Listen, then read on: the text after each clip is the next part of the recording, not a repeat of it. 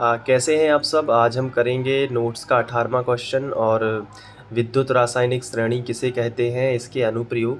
और ये direct question तो बहुत ही कम बार पूछा गया है, लेकिन हाँ ये ज़रूर है कि इससे ऑब्जेक्टिव टाइप क्वेश्चन बनते हैं, तो हमें थोड़ा सा इसको डीपली समझना पड़ेगा कि विद्युत रासायनिक श्रेणी आखिर है क्या। और जानकारी के लिए मैं आपको थोड़ा सा बता दूं कि इसके पहले हमने पढ़ा हुआ है ये वाला क्वेश्चन, जो कि 17वां क्वेश्चन था हमारे एनसीईआरटी नोट्स का, जो कि है मानक हाइड्रोजन इलेक्ट्रोड विभव। तो यदि आपने नहीं देखा है तो आप प्लेलिस्ट चेक कर लेना। अब इसके बाद आज हम विद्युत रासायनिक श्रेणी को समझेंगे, तो चलिए अलग से हम एक ब्लैंक पेपर पर इसको पहले अच्छे से समझते हैं। तो अगर हम बात करें विद्युत रासायनिक श्रेणी की, तो इसे हम इंग्लिश में कहते हैं इलेक्ट्रोकेमिकल सीरीज़। क्या बोलते हैं? इलेक्ट्रोकेमिकल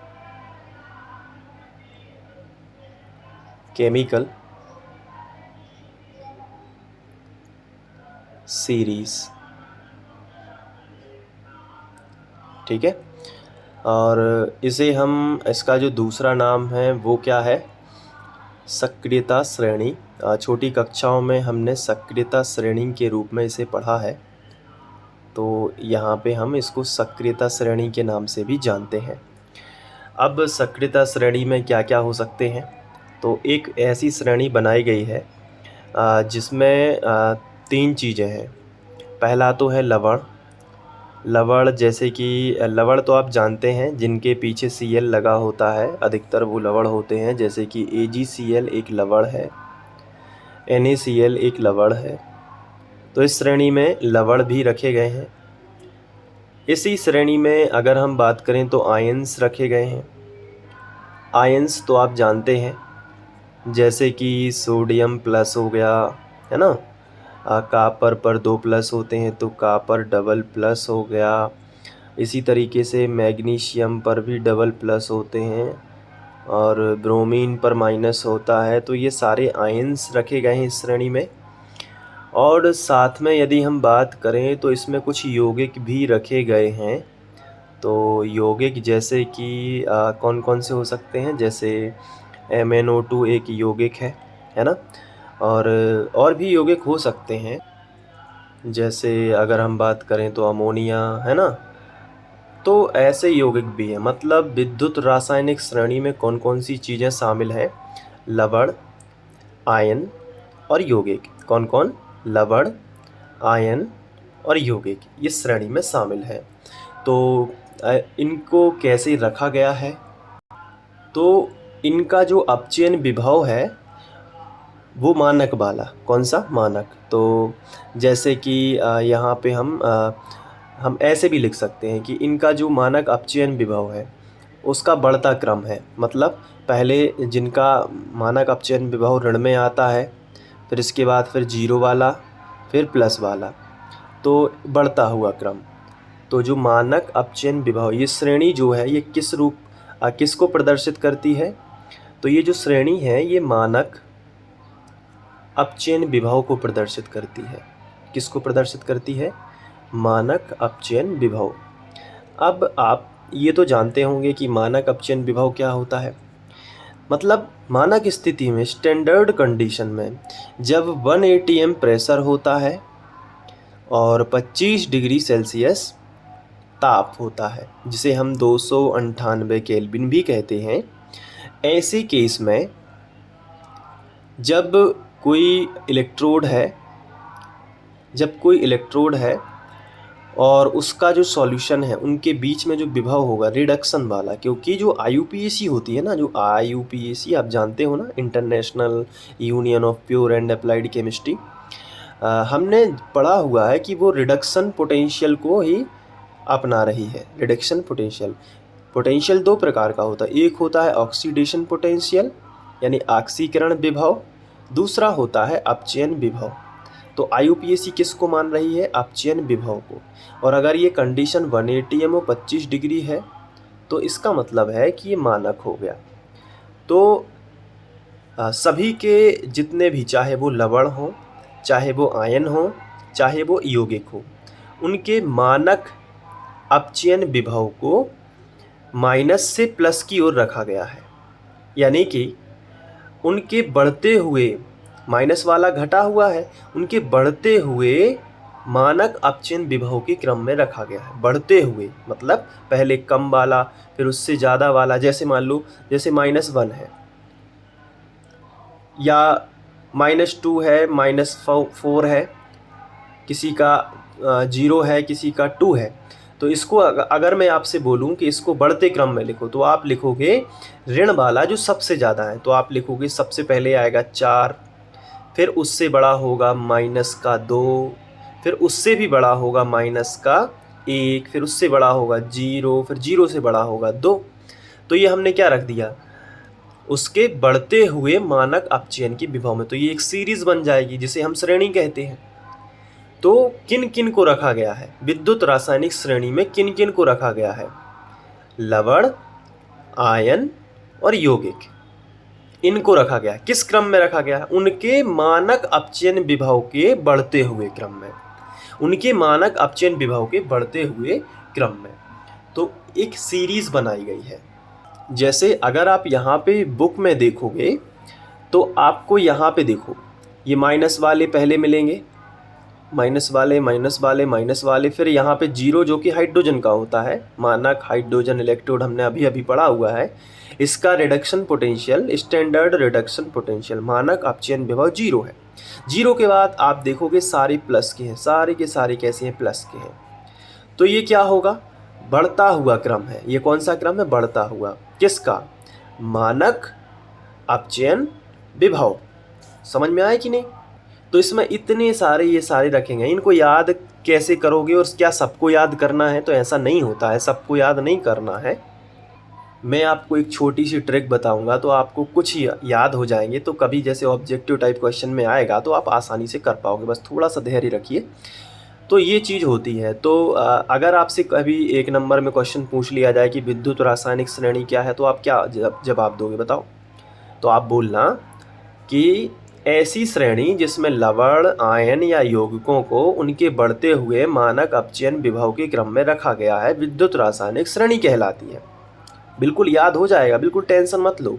देखो क्या आपको बोलना है? ऐसी श्रेणी। क्या बोलना है? ऐसी श्रेणी। विद्युत रासायनिक श्रेणी एक ऐसी श्रेणी है जिसमें लवण, आयन और यौगिकों को उनके बढ़ते हुए, कौन सा क्रम है ये? बढ़ता हुआ, जो माइनस से जाता है प्लस की ओर, जो माइनस से जाता है प्लस की ओर। देखो आ गया +2, माइनस से प्लस की ओर, तो ये बोलते हैं बढ़ते हुए क्रम में।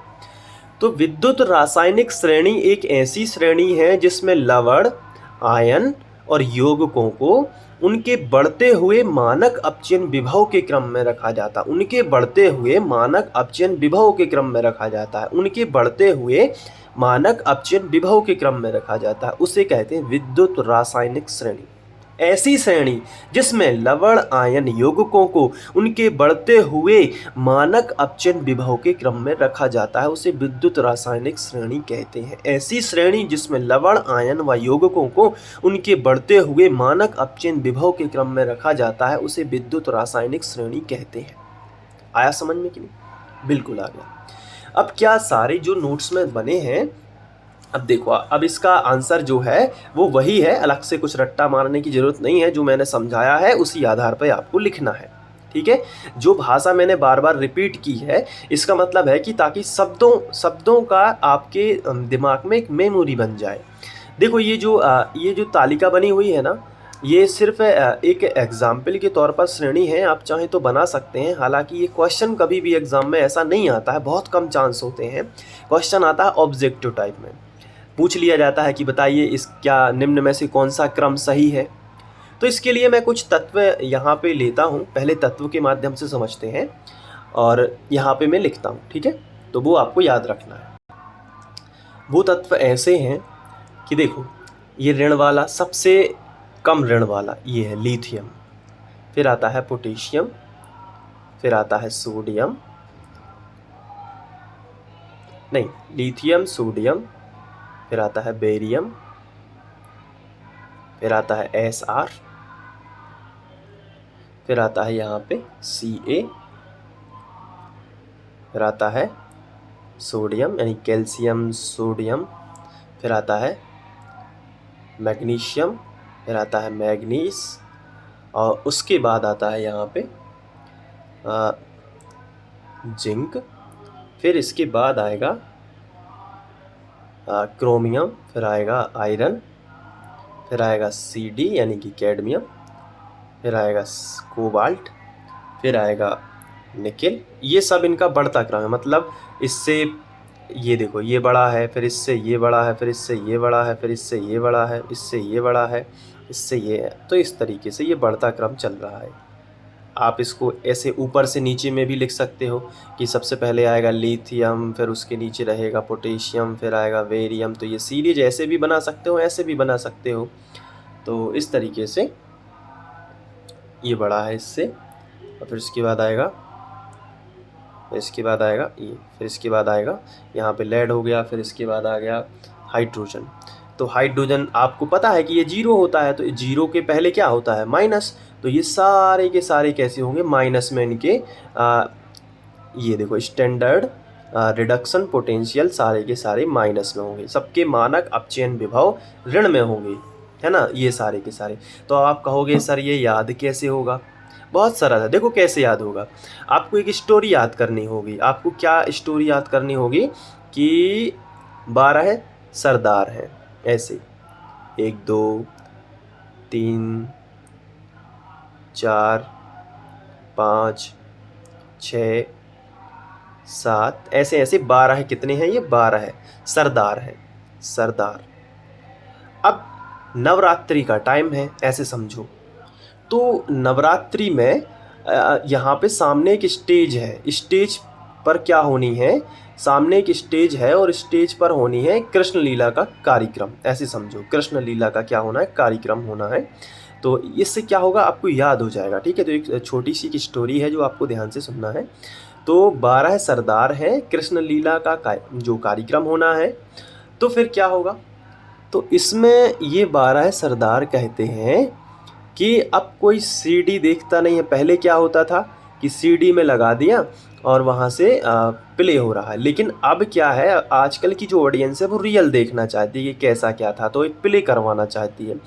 तो 12 जो सरदार हैं इन्होंने एक पत्र लिखा, किसको? कमेटी को, ऐसे समझो कमेटी को, कि और भी लोग थे जो कमेटी में थे। तो इन लोगों ने मिलकर उन्हें एक पत्र लिखा कि एक छोटा सा कन्हैया मंगवा लो, एक छोटा सा कन्हैया मंगवा लो, कोई अच्छा सा मनोरंजक सा क्यूट सा है, तो क्यूट सा मंगवा लो यहाँ पे, ठीक है, क्योंकि सीडी कोई नहीं देखता।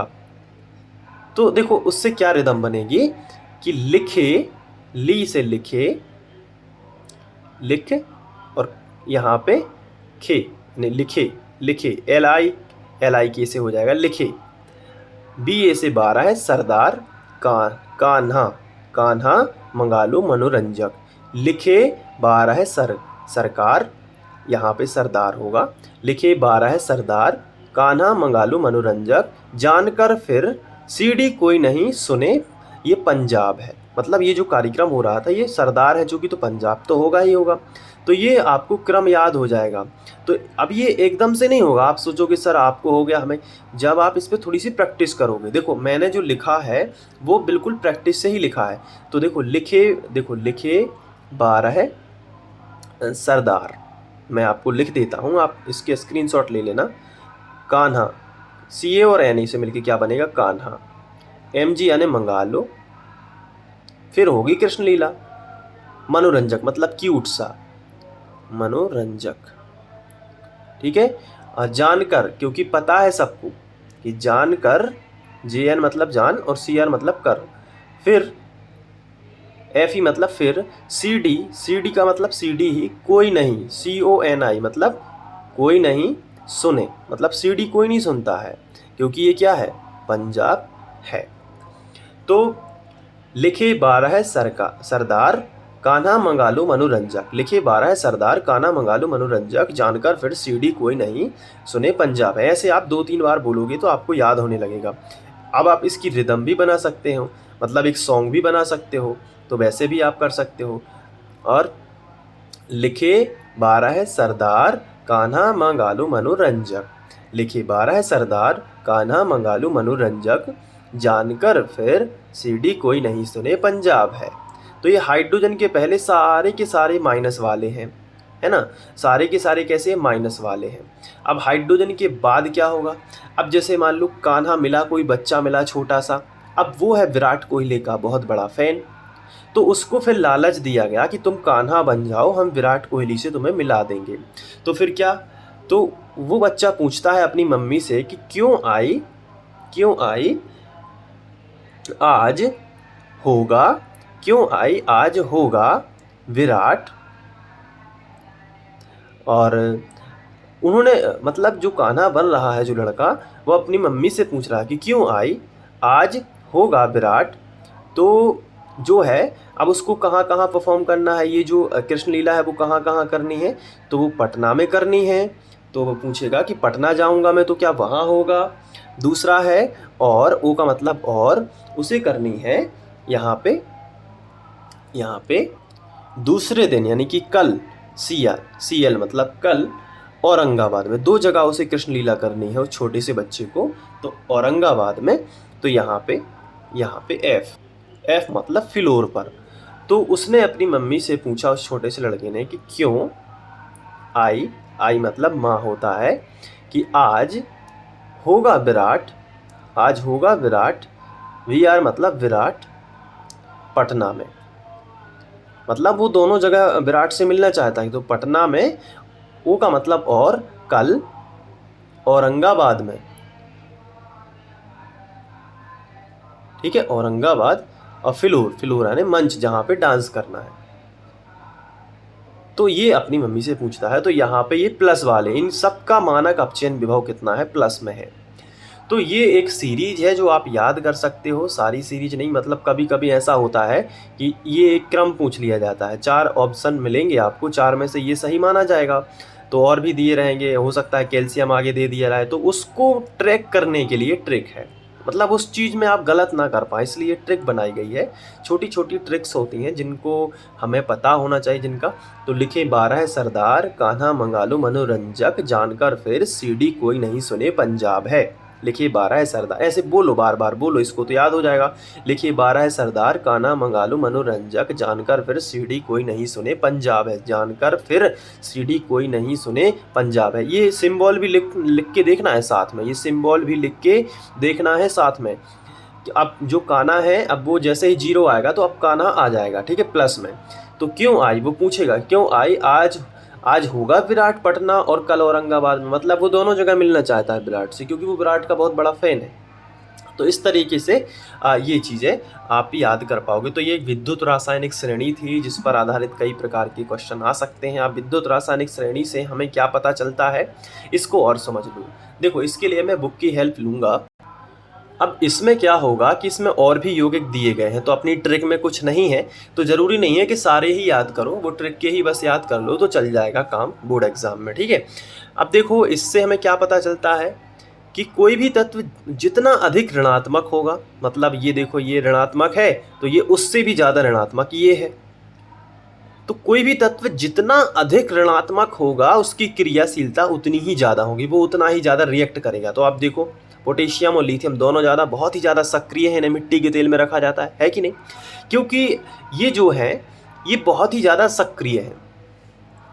और ये क्या होगा कि ये जो धातु है ये जल्दी से अपचेत होते हैं, मतलब अगर इनके ऊपर प्लस आयन है तो फटाफट से इलेक्ट्रॉन ग्रहण करते हैं जल्दी से, और ये प्लस आयन अपना डिस्चार्ज करना चाहते हैं ना, तो ये जल्दी से क्या करना चाहते हैं, इलेक्ट्रॉन इन्हें मिलेगा और ये तुरंत रिएक्ट कर जाएंगे। तो विद्युत रासायनिक श्रेणी देख के हमें एक चीज़ पता चलती है, मतलब इसका ये एक अनुप्रयोग है। विद्युत रासायनिक श्रेणी क्यों पढ़ाई जाती है बच्चों को, क्योंकि इसका एक अनुप्रयोग यही होता है कि हम देख के बता सकते हैं कि जो जितना नेगेटिव होगा वो उतना ही ज़्यादा रिएक्टिव होगा, उतना ही ज़्यादा सक्रिय होगा, उतना ही ज़्यादा वो क्रियाशील होगा, ऐसे समझ सकते हो।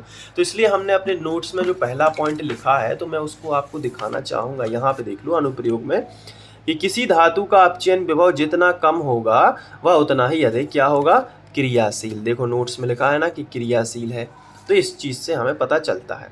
चलिए, और क्रियाशील होने के साथ साथ वो उतना ही अधिक अपचायक भी होगा, प्रबल अपचायक। जैसे आपसे पूछ लिया कि लिथियम प्लस और पोटेशियम प्लस में कौन ज़्यादा अपचायक है, तो आप कहोगे सर लिथियम ज़्यादा।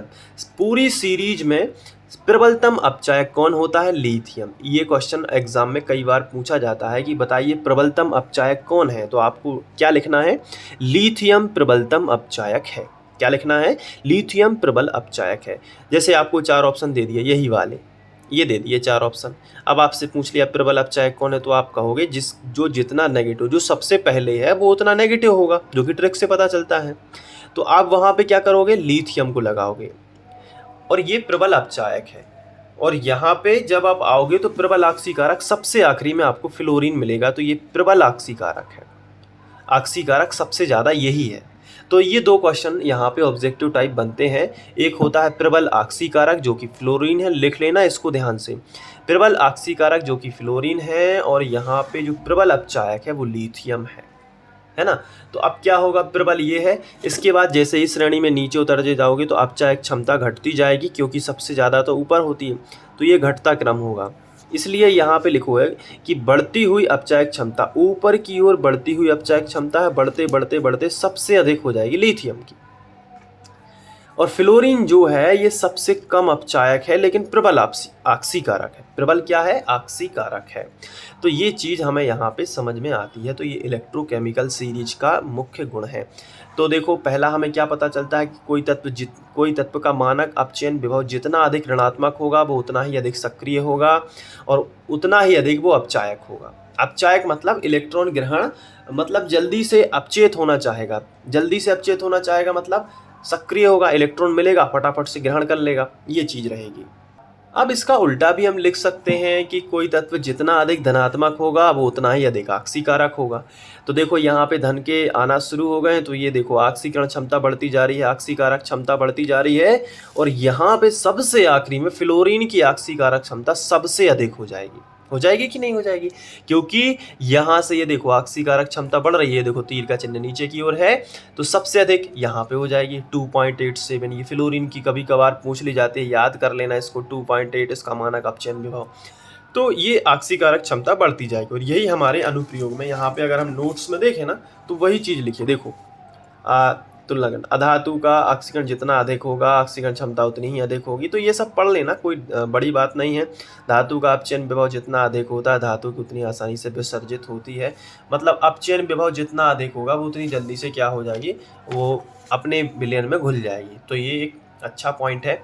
मतलब यहाँ पे प्लस वाले की अधिक होगी ऑक्सीकरण क्षमता, तो जितनी अधिक होगी ऑक्सीकरण क्षमता, ठीक है। तो अपचयन विभव ये देखो, ये अधिक है, अपचयन विभव प्लस में है, तो अपचयन विभव जितना प्लस में होगा, अपचयन विभव जितना प्लस में होगा उतनी आसानी से धातु विलयन में घुलेगी। तो इसलिए अगर आपको जैसे कोई डेनियल सेल है, ये भी विकल्प में पूछा जाता है, जैसे कोई डेनियल सेल है तो कैथोड उसी को बनाओ जो जिसका अपचयन विभव प्लस में हो, और एनोड उसको बनाओ जिसका माइनस में हो। लेफ्ट तरफ होता है हमेशा एनोड, ये देखो ये लिखा है एनोड, और राइट तरफ क्या होता है? कैथोड। तो कैथोड हमेशा इसका अपचयन विभव अधिक होना चाहिए, तभी आपको स्वतः अभिक्रिया मिलेगी, स्पॉन्टेनियस रिएक्शन होगा, और जो है हमें कुछ मुक्त ऊर्जा मिलेगी। तो कैथोड हमेशा कैसा होना चाहिए? कैथोड का अपचयन विभव धनात्मक होना चाहिए, और एनोड का ऋणात्मक, तब जाके कुछ कार्य होगा सेल पर, और तभी आपको कुछ फायदा होगा। याद रखना, कैथोड कैसा होना चाहिए बताओ? प्लस में होना चाहिए। कैथोड हमेशा कैसा चाहिए? अगर आपको सेल एक अच्छा चाहिए, अच्छा सेल चाहिए कार्य करने वाला, जिससे कुछ वर्क डन हो, जिससे कुछ बल्ब वगैरह जले, तो कैथोड प्लस में ले लो। कैथोड मतलब जानबूझ के कैथोड में कुछ ऐसे तत्व डालो जो कि जिसका प्लस ज़्यादा हो। तो यहाँ पे देखो आप, ये कापर है ना, देखो ये 0 से आगे है, देखो ये, इसलिए कापर को इस तरफ रखा है कि नहीं। अब जिंक की बात करें तो जिंक कहाँ है? कापर से ऊपर है कि नीचे है? देखो यहाँ पे, तो ये देखो यहाँ पे यदि हम बात करें तो कहाँ गया? ये है कापर, देखो, और इतने ऊपर जिंक है, तो जिंक का देखो माइनस में है, तो जिंक को इसलिए एनोड में रखा है, और कापर क्योंकि इसका माइनस में है और इसका किस में? प्लस में है, तो इसलिए ईएमएफ कुछ बनेगा ना प्लस में, और इससे हमें कुछ वर्क डन मिलेगा, मतलब सेल रिएक्शन होगी। तो कैथोड हमेशा कैसा रखूंगा? डीपली समझो तो कैथोड, अगर सेल से तुम्हें वर्क डन करवाना है, सेल से अगर इलेक्ट्रिसिटी चाहिए है, तो कैथोड को कैसा रखो? धनात्मक रखो। ये समझने वाली बात हो गई। याद करने वाली बात तो मैंने पहले ही बता दी है कि कैसे याद करना है। विद्युत रासायनिक श्रेणी क्या है? तो विद्युत रासायनिक श्रेणी एक ऐसी श्रेणी है जिसमें लवण, आयन और यौगिकों को उनके बढ़ते हुए मानक अपचयन विभव के क्रम में रखा जाता है। विद्युत रासायनिक श्रेणी एक ऐसी श्रेणी है जिनमें लवण, आयन व यौगिकों को उनके बढ़ते हुए मानक अपचयन विभव के क्रम में रखा जाता है, विद्युत रासायनिक श्रेणी कहलाती है। ये छोटी सी ट्रिक है। लिखे 12 है सरदार, कान्हा मंगा लो मनोरंजक, जानकर फिर सीडी कोई नहीं सुने पंजाब है। और जब कान्हा आ जाते हैं तो वो अपनी आई से क्या कहते हैं कि सुनो आई, आज होगा विराट पटना और कल औरंगाबाद में, क्यों आई। ठीक है, तो इसको बार बार थोड़ा सा प्रैक्टिस कर लेना। इससे क्या होता है, एग्जाम में ऑब्जेक्टिव टाइप क्वेश्चन बनते हैं आसानी से। ठीक है, तो इसमें थोड़ा सा दिमाग लगा लेना। और बाकी और कुछ है नहीं, बाकी जितनी चीज़ें थी इलेक्ट्रोकेमिकल सीरीज बोर्ड लेवल पर मैंने सारी कुछ बता दी हैं आपको। इसके बाद हम लोग नेक्स्ट क्वेश्चन करेंगे, जो कि यहाँ पे मैं आपको बताना चाहूँगा विद्युत अपघटनी सेल क्या है। तो चलिए करते हैं नेक्स्ट क्वेश्चन में। प्लेलिस्ट चेक कर लेना, नोट्स चाहिए तो PDF में sandeepkharenotes.com एक वेबसाइट मैंने बनाई हुई है।